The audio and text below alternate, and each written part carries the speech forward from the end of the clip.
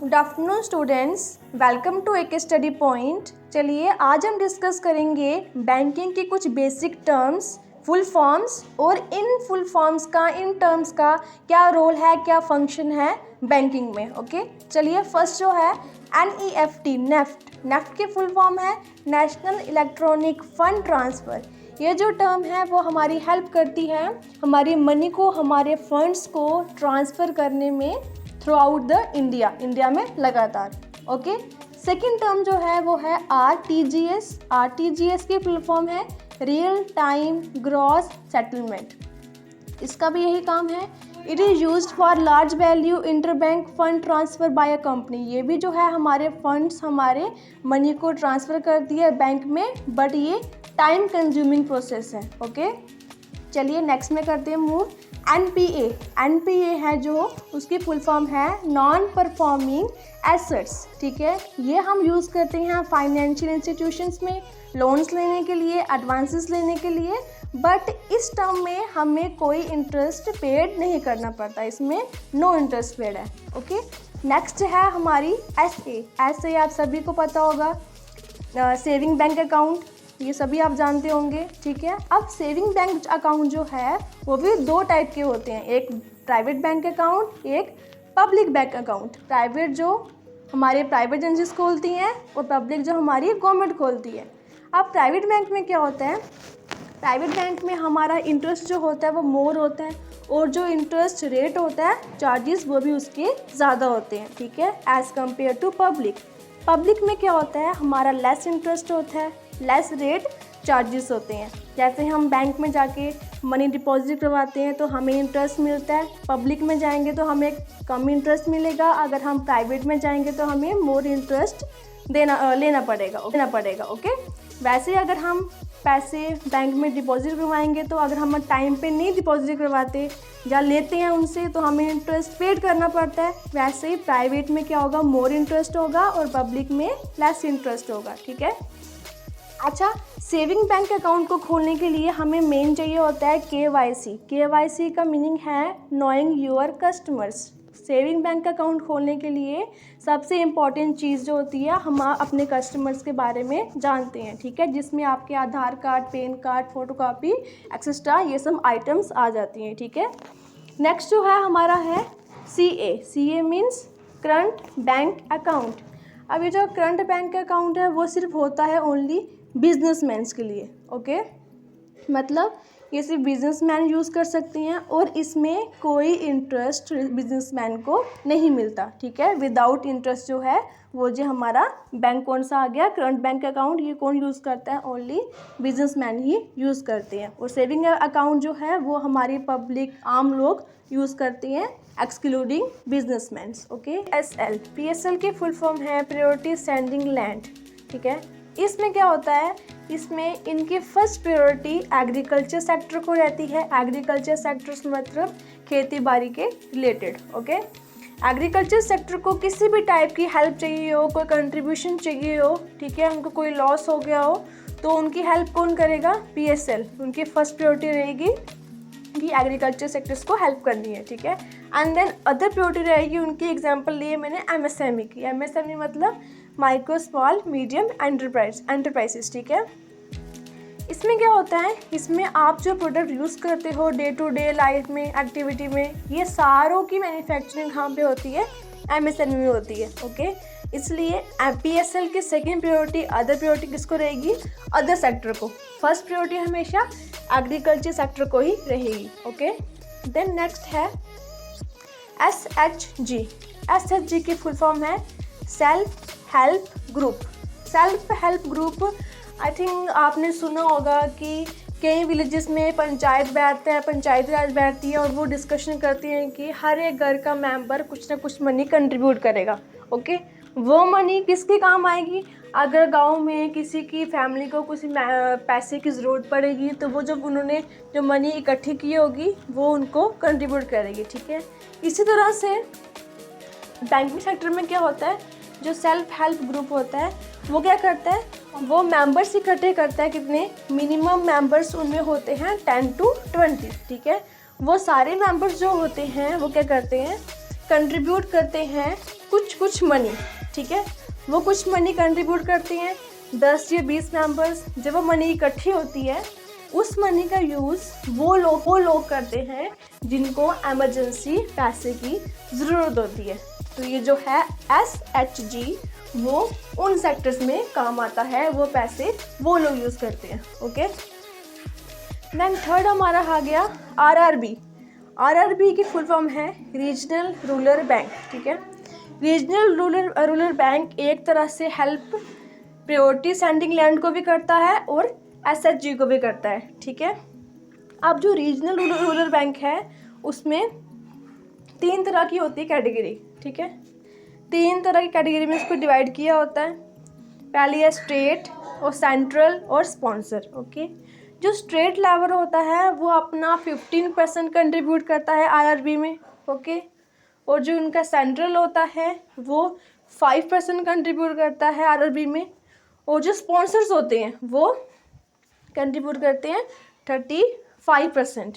इस तरह से ये तीनों सेक्टर्स मिलके अपनी अपनी कुछ कंट्रीब्यूशन करते हैं, तो RRB क्या होता है, सेटअप होता है। ओके, और RRB हेल्प करता है किसको, मैंने आगे ने बताया था पहले आपको, PSL को एंड SHG को। ओके, देन लास्ट हमारा है SIDBI, SIDBI की फुल फॉर्म है small industries development bank of India. Okay, ये जो सेक्टर है वो हमें किस तरह की हेल्प करता है, ये हमें प्रमोशंस देता है, ठीक है। डेवलपमेंट ऑफ MSME, वही टर्म आ गया, MSME मतलब माइक्रो स्मॉल मीडियम एंटरप्राइजेस, ठीक है। अगर हम अपनी MSME को डेवलप करेंगे, उसकी तरक्की करेंगे, तो क्या होगा, ऑटोमेटिकली हमारी जो इंडियन इकोनॉमिक ग्रोथ है वो हाई होगी, ठीक है। क्यों हाई होगी, अगर हम लार्ज क्वांटिटी ऑफ प्रोडक्ट को प्रोड्यूस करेंगे, ठीक है, MSME में डे टू डे लाइफ में हम यूज़ करते हैं, उसकी वजह से क्या होगा, हमारी इकोनॉमी भी ग्रो करेगी, ठीक है, हमारी इंडिया की इकोनॉमी भी ग्रो करेगी। इसलिए जो SIDBI है, SIDBI, वो क्या करती है, वो इन सेक्टर्स को प्रमोट करती है, प्रमोशंस देती है, ठीक है, उनकी डेवलपमेंट करती है, उन्हें फाइनेंसिंग देती है, जब जिनको हेल्प हो उनको फाइनेंस देती है, गिव लोन, एंड लास्ट में उनको लोन भी प्रोवाइड करती है, ठीक है। ये फंक्शन है SIDBI के, SIDBI के। NABARD, NABARD, NABARD की फुल फॉर्म है national bank for agriculture and rural development. Okay, इसका मेन पर्पस क्या है, पढ़ते हैं। ये एक रेगुलेटरी बॉडी है, ठीक है। रेगुलेटरी बॉडी को 3 पार्ट्स में डिवाइड किया गया है, state cooperative bank, regional rural bank और डिस्ट्रिक्ट सेंट्रल कोऑपरेटिव बैंक, ठीक है। ये तीनों सेक्टर्स मिलकर क्या बनाते हैं, NABARD बनाते हैं, जो एक रेगुलेटरी बॉडी है। इसका मेन पर्पस पता लग रहा होगा आपको नाम से ही, एग्रीकल्चर एंड रूरल सेक्टर की डेवलपमेंट करना। ओके, नेक्स्ट है SEBI, SEBI की फुल फॉर्म है security exchange board of India, ठीक है। इसका मेन पर्पस है चेक ऑन माल प्रैक्टिसेस, जो भी घपला हो रहा हो, फ्रॉड हो रहा हो, उनको चेक करना। ओके, प्रोटेक्ट द इन्वेस्टर्स के फंड्स को, मनी को प्रोटेक्ट करना, जिसका काम है SEBI का काम है। थर्ड है TRAI की फुल फॉर्म है telecom regulatory authority of India. Okay, telecom मतलब telecommunication, you know all about, ठीक है। टेलीकम्युनिकेशन सेक्टर की रेगुलेट करना, उनको रेगुलेट करना, इसका काम है ट्राई का काम है। ओके, प्रमोट करना टेलीकॉम सेक्टर को, उनकी ग्रोथ करना, ठीक है। सर्विस प्रोवाइडर इंटरेस्ट प्रोटेक्ट करना, मतलब सर्विस प्रोवाइडर जो होते हैं, हमें जो सर्विस देते हैं, उनकी इंटरेस्ट को प्रोटेक्ट करना, ठीक है। साथ ही साथ डिस्प्यूट्स को सॉल्व करना, डिस्प्यूट्स मतलब कोई भी मतभेद हो रहा हो, लड़ाई झगड़ा हो, उनको सॉल्व करना, ये सब किसका काम है, ट्राई का काम है, ठीक है। नेक्स्ट है IRDA की फुल फॉर्म है insurance regulatory development authority of India, ठीक है। इसका मेन पर्पस क्या है, पॉलिसी होल्डर्स को प्रोटेक्ट करना, ठीक है। सेकेंड, इंश्योरेंस बिजनेस को पुश एंड प्रमोट करना, ठीक है। हमारे जितने भी इंश्योरेंस बिजनेस हैं उनको जो RDA है वो क्या करती है, प्रमोट एंड पुश करती है। ओके, रूल्स, साथ ही साथ उनके रूल्स रेगुलेशंस को फॉलो करवाती है, ठीक है। उसके साथ जो बीच में उनके फ्रॉड्स हो रहे होते हैं, मिस्टेक्स हो रही होती है, उनको भी साथ साथ रुकवाती है, स्टॉप करवाती है। ओके, नेक्स्ट है बैंक इनकम, ठीक है। बैंक आपको पता है ये क्या होता है, जिसमें मनी को विड्रॉ डिपॉजिट करवाते हैं, ठीक है। अब बैंक इनकम क्या है, बैंक की इनकम कैसे होती है, जो भी पब्लिक जो है बैंक में जाते हैं लोन लेने के लिए, ओके, लोन लेने के लिए जाते हैं, तो जो बैंक है वो उनको उस लोन के ऊपर इंटरेस्ट चार्ज करती है। हाई लोन लेंगे तो उनको हाई इंटरेस्ट चार्ज करेगी, ठीक है। कम लोन लेंगे तो उनको कम इंटरेस्ट चार्ज करेगी। अब रही लोन को पे करने की, जब लोन को पे करते हैं तो लोन को पे इंस्टॉलमेंट्स में करते हैं, ठीक है। इंस्टॉलमेंट मतलब हाफ करके मंथली इंस्टॉलमेंट्स को डिवाइड करते हैं, ठीक है। उन जो मंथली जो पे जो है वो डिवाइड करते हैं, उन मंथली पे में ही उनकी इंटरेस्ट होता है। बैंक उस मंथली पे में भी अपना इंटरेस्ट लगाता है, ठीक है। इन शॉर्ट अगर हम बात करें, जितना बैंक अपनी सर्विसेज लोगों को प्रोवाइड करेगा, ठीक है, या लोग जितनी सर्विसेज बैंक से लेंगे उतना ही ज़्यादा बैंक की इनकम होगी, ओके। इन शॉर्ट में अगर हम बोलें give the customers more interest charge, अगर बैंक जो कस्टमर्स को ज़्यादा इंटरेस्ट करता है, ज़्यादा इंटरेस्ट चार्जेस करेगा, ज़्यादा लोन देगा, तो बैंक की ज़्यादा इनकम होगी। इन शॉर्ट जो है बैंक की इनकम इसी को बोलते हैं। इसमें आ जाता है ड्राफ्ट आ जाते हैं, आपके बिल्स वगैरह आ जाते हैं इसमें, ठीक है। जितनी सर्विस बैंक प्रोवाइड करेगा उतनी ही उसकी इनकम होगी। एनएससी की फुल फॉर्म है नेशनल स्टॉक एक्सचेंज। इसका क्या रोल है, लार्ज स्टॉक एक्सचेंज। ये जो कंपनी है लार्ज स्केल ऑफ स्टॉक को एक्सचेंज करती है, ठीक है। Nation wide trading facilities for equities डेब्ट इंस्ट्रूमेंट, ट्रेडिंग फैसिलिटीज़ प्रोवाइड करती है किसमें, इक्विटीज़ में और डेब्ट इंस्ट्रूमेंट्स में, ठीक है। नेफ्टी 50 कंपनीज, इसको हम नेफ्टी भी बोलते हैं और 50 कंपनीज भी बोलते हैं। इन शॉर्ट 50 कंपनी जो है इसमें इन्वॉल्व होती हैं, ठीक है। इसका क्या काम होता है, इंक्रीज और डिक्रीज करना, किसको, शेयर्स मार्केट को, ओके। शेयर मार्केट कब इंक्रीज हो रही है, कब डिक्रीज हो रही है, ठीक है, क्या कब करनी है, क्यों करनी है, ये सब कौन देखता है, किसके अंडर आता है, नेशनल स्टॉक एक्सचेंज के, okay. Equal access to investors all over the country, investors को इक्वली एसेस करना ऑल ओवर द कंट्री में, ये भी नेशनल स्टॉक एक्सचेंज का काम है। Providing fair efficient and transparent security market to investors, ये क्या प्रोवाइड करती है, fair efficient and transparent security provide करती है किसमें, इन्वेस्टर्स को मार्केट में, okay. Meeting current international stands of security market, meet करती है किसको, करंट इंटरनेशनल स्टैंड सिक्योरिटी को मार्केट में, जो भी चल रहा होता है करंटली वो उसको मीट करती है कौन, national stock exchange, okay. Next है आपका बीएससी की फुल फॉर्म है बॉम्बे स्टॉक एक्सचेंज। ये भी हमारी इंडिया की कंपनी है जो स्टॉक एक्सचेंज करती है लार्ज क्वांटिटीज़ में, ठीक है, बड़ी अमाउंट में। इसका क्या रोल है, ये safeguard the interesting public having dealing on the exchange, जो भी पब्लिक इंटरेस्टेड होता है स्टॉक को लेने में, एक्सचेंज करने में, वो उनको सेफगार्ड सेफ्टी प्रोवाइड करती है कौन, BSE Bombay stock exchange. To establish and promote honourable practices in securities transactions, establish करती है, प्रमोट करती है किसको, ऑनरेबल प्रैक्टिसेस को जो सिक्योरिटी ट्रांजैक्शंस में होती है। नेक्स्ट है आपका to promote develop and maintain well regulated market in securities, ये खुद में एक वेल रेगुलेटेड मार्केट है किसमें, सिक्योरिटीज में। क्यों है, क्योंकि ये प्रमोट, डेवलप और साथ ही साथ मेंटेन करती है हर एक चीज़ को। नेक्स्ट है आपका to promote industrial development in the country, promote करती है किसको, इंडस्ट्रियल डेवलपमेंट को कंट्री में, बोलती है आके लोगों को, पब्लिक को कि आओ आकर हमारे पैसे लगाओ, इन्वेस्ट करो अपनी मनी को, ताकि जो इंडस्ट्रियल की ग्रोथ है वो हो सके, ठीक है, इंडस्ट्रियल सेक्टर की डेवलपमेंट ग्रोथ हो सके, उसको भी प्रमोट करती है। नेक्स्ट है एफडीआई की फुल फॉर्म है foreign direct investment. Foreign direct investment क्या होता है, जो फॉरेन की कंपनीज होती हैं, ठीक है, वो परचेज करती हैं शेयर्स और डिवेंचर्स इन इंडिया में, मतलब फॉरेन कंट्री शेयर्स और डिवेंचर्स परचेज करती है कहाँ के, इंडिया में। इसी तरह से वो अपना डायरेक्ट इन्वेस्टमेंट कहाँ करती है, इंडिया की कंपनी में, ठीक है। इसके दो टाइप्स हैं, दो तरीके से वो फॉरेन कंट्री जो है वो इंडिया में इन्वेस्टमेंट कर सकती है। फर्स्ट जो आपको पढ़ लिया, सेकंड है आपका foreign country open on company in India. अगर फॉरेन की कोई भी कंपनी चाहे कि मुझे अपना सेटअप इंडिया में करना है तो वो आकर कर सकती है। सेकंड मेथड, जो फॉरेन कंट्री है वो अपना इन्वेस्टमेंट इंडिया में आके कर सकती है, उनके शेयर्स डिवेंचर्स खरीद के या अपनी कंपनी ही सेटअप करके, ओके। अगर सपोज करो फॉरेन कंपनी ने 10% शेयर्स खरीदे, डिवेंचर्स खरीदे कहाँ के, इंडिया के, तो फॉरेन कंपनी को वो राइट मिलेगा मैनेज करने का, मैनेजमेंट करने का राइट मिलेगा कहाँ पे, इंडिया में, ठीक है। अगर फॉरेन कंपनी 51 शेयर परचेज करती है कहाँ पे, इंडिया में, 100 में से 51% शेयर अगर फॉरेन कंपनी परचेज करती है तो फॉरेन कंपनी होल्डिंग कंपनी कहलाई जाएगी, क्योंकि सबसे ज़्यादा शेयर्स जो होंगे वो फॉरेन कंपनी के ही होंगे इंडिया कंपनी के कंपैरिजन में, ठीक है। दो तरीके से ये पता लगता है कि जो फॉरेन कंपनी है वो अपनी डायरेक्ट इन्वेस्टमेंट कैसे कर सकती है। एक तो हो गया जो फॉरेन कंपनी है वो इंडिया के जो शेयर्स डिवेंचर्स है वो खरीद सके, ठीक है, वो अपनी कंपनी इन्वेस्ट करती है इंडिया में, ठीक है। सेकंड मेथड क्या है, जब फॉरेन कंपनी अपनी ही कंपनी को सेटअप करे कहाँ आके, इंडिया में, ठीक है, देन वो भी फॉरेन डायरेक्ट इन्वेस्टमेंट बोलते हैं उसको। नेक्स्ट है आपका CRA। CRA की फुल फॉर्म है क्रेडिट रेटिंग एजेंसी।